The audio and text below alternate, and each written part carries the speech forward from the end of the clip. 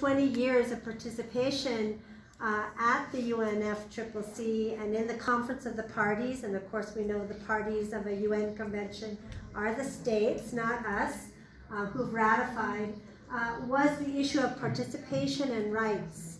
And this was one of the biggest challenges because up until just recently, we were not even allowed in the rooms for a lot of the negotiations of the text of the UNFCCC. This is which one? Was Copenhagen and Cancun marches that we had and protests about what was happening inside the UNFCCC that excluded us. Next.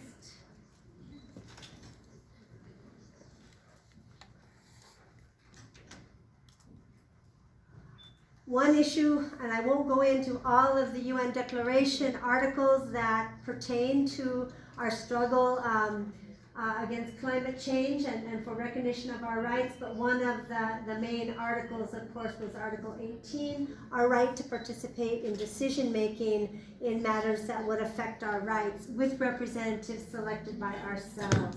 That's Article 18 of the UN Declaration on Rights of Indigenous Peoples.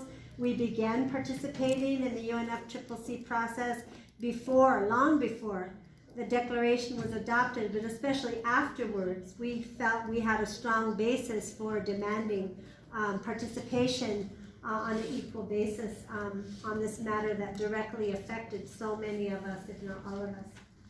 Next. When we really began to see a change in our capacity to impact this process, besides some important advances we were able to make in Cancun at COP16 for introduction of a rights framework and safeguards, especially relating to REDS in particular for that document, was in preparation for the famous COP21 in Paris. And I have to say that one of the major factors in our ability to participate was that Norway, for the first time and maybe the only time, designated funding to all of the regions equally, and it was channeled through UNDP for us to equally, as regions, participate in gathering information from our communities and peoples and nations in our various regions, in all 7 regions, to take to Paris. And I'll talk just for a moment about the North America process. Using that funding, we held 7 consultations, including with the 2 large organizations that represent the federally recognized indigenous nations in US and Canada, as well as with traditional knowledge holders, traditional food producers. So we had large and small consultations.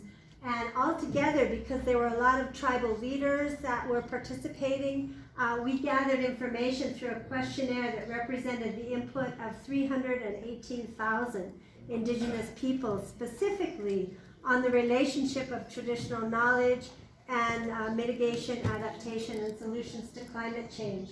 And just really briefly, this is a picture of the pavilion that we had in Paris and a videotape with some of our traditional elders talking about this. And 96% of the respondents affirmed that their own people's traditional knowledge and practice can be useful in addressing climate change. So this is some of the information that we took to Paris. Next. Just a couple brief examples from North America. This was a blizzard that happened unexpectedly out of season in South Dakota, and over 100,000 cattle died. Cows and cattle, and no buffalo at all died. And this was part of restoring our traditional, original food systems on our lands as a way of surviving climate change. So all of the 60 tribes that are working on buffalo restoration realized they were also working on adaptation to climate change. Another example is we've had 4 international corn conferences throughout the Americas. And the idea of restoring our traditional trading routes of our seeds, including drought-resistant seeds, bringing that back as an original indigenous people's way of development has been very key. Elders teaching our youth, of course, different places where they're beginning to restore the traditional knowledge, intergenerational exchange and teaching. We talked about that a lot. This is COP21, and we fought very hard. We demonstrated. We attended the high-level plenaries, and that's a picture of the caucus. You can see Andrea sitting right in front, forming our strategies. And because of this funding, we had over 200 indigenous delegates from all the regions. And I think that's why we were able to focus on the key areas. One is keeping the increase to 1.5 centigrade increase, and that's more than we originally intended, but in that we unified with the position of the small island states and insisted that that had to be the limit. And these are just some of the studies that have been done.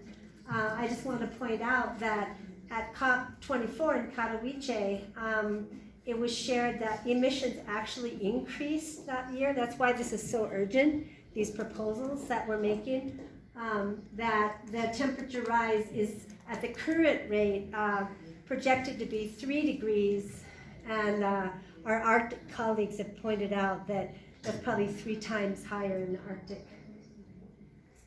So what do we get in Paris? Okay, first of all, like I said, we sweat, blood, tears, protests, press conferences, to be able to, for the first time in an international binding environmental convention, insert the term human rights in general, but also the rights of indigenous peoples, which for us, the minimum standard is the UN Declaration of Rights of Indigenous Peoples. Second, and this leads into the facilitative working group, this was not, I just want to say, this was not a proposal that came from indigenous peoples, but it was included in the Paris decision, paragraph 135, recognizes the need to strengthen knowledge, technologies, practices, and efforts of local communities and indigenous peoples related to addressing and responding to climate change, and establishes a platform for the exchange of experiences and sharing of best practices on mitigation and adaptation in a holistic and integrated manner. Very important to remember, the first commitment there was to strengthen our traditional knowledge and practices, which can only happen in our community. The UN can't do that. So it's important we don't lose that piece as we also talk about the development of the platform.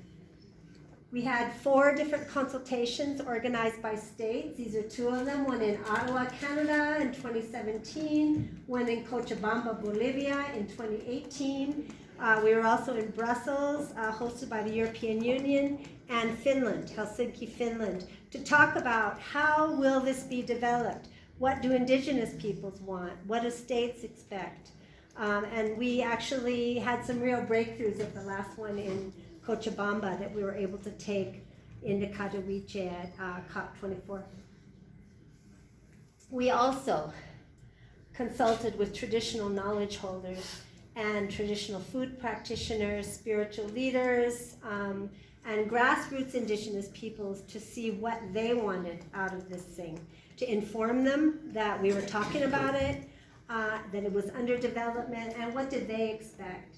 And you can see this is just one, the Declaration of Tecpan, Guatemala, March 9th, 2017, and the traditional knowledge holders and food producers that participated. This was the 3rd International Indigenous Peoples Corn Conference, said that they wanted something that ensured full and equal participation, especially of our knowledge holders and traditional food producers, in a manner that fully respects our rights, traditional indigenous sciences, and the richness of our ancestral knowledge. So this was our mandate, taken into this process to make sure that this was represented, and what we got out of this development of the platform reflected the views of our traditional knowledge holders. So victory at COP24, less than a year ago. This is December 2018. This is the first I've ever seen. This is a family photo of the state members and the indigenous participants, the Indigenous Caucus members, after the adoption of what was called the Facilitative Working Group, which was adopted to implement this Local Communities Indigenous Peoples Platform, LCIPP, are the initials that it uses in English. So that was just, less than a year ago. What did we want? The core things.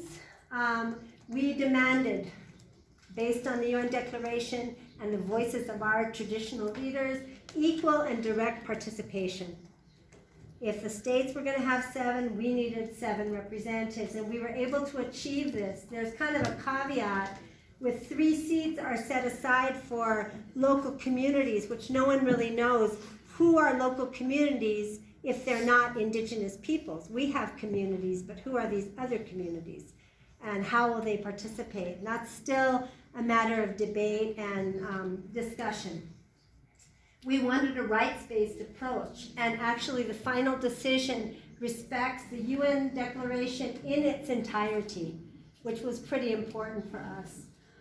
It will meet for 3 years, at least once a year, or twice a year rather, at the Substa in the summer and then at the COP, to decide the platform structure, work plan, and the themes. Different ones that have been proposed are oceans, forests, food sovereignty and seeds, role of women and families in traditional knowledge and indigenous knowledge protection, intergenerational transmission of knowledge. These things are still under debate and need your input. What are the most important things? We'll probably be able to have one meeting of traditional knowledge holders starting not this year but next year, because the funding kicks in fully next year, and have regional representation. The most important thing for us is the opportunity for our knowledge holders to share among ourselves. Then we can decide what to share with the states. They're estimating that the budget's going to be about $1 million a year to be able to do this. The funding hasn't been raised yet, but that's the budget estimate. I just want to say, back to participation, this is the first time in the whole UN history where we have had direct representative participation. The regions selected the members, the 7 members from the different regions. If you know about the Permanent Forum, we can nominate indigenous members, but it's the president of ECOSOC that selects them. Same with the MREP. So this is a breakthrough on the issue of participation as well. But our challenges are making sure we implement a rights safeguards and ensure real participation, those 2 issues.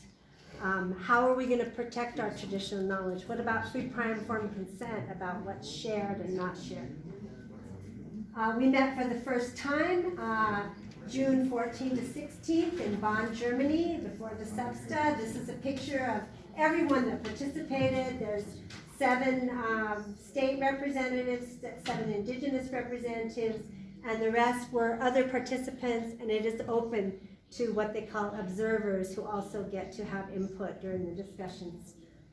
Okay, so our next meeting, as I said, will be in Chile before COP25, the 28th and 29th, maybe part of the day the 30th if we need it. We developed a proposed work plan, which all of you have. Sad to say, we only have it in English. I'm waiting for the Secretariat of the UNFCCC to finish the translations. It will be posted. There is a website in which also we're going to be posting what you all want posted. Not your traditional knowledge and your secret ceremonies, but projects, programs that you may have to restore our biodiversity or share traditional knowledge intergenerationally. Whatever you want posted and to be shared. We do have a committee focused on developing the website, and you can contact the 3 of us or anyone else about how to get materials posted, declarations from your conferences, resolutions, things that you want to share that have to do with this topic. So of course, this is our reason, this is our future generations, learning how to plant traditionally. This, by the way, is my family farm in Tucson, Arizona. Thank you very much. Muchas gracias, Andrea, por la presentación.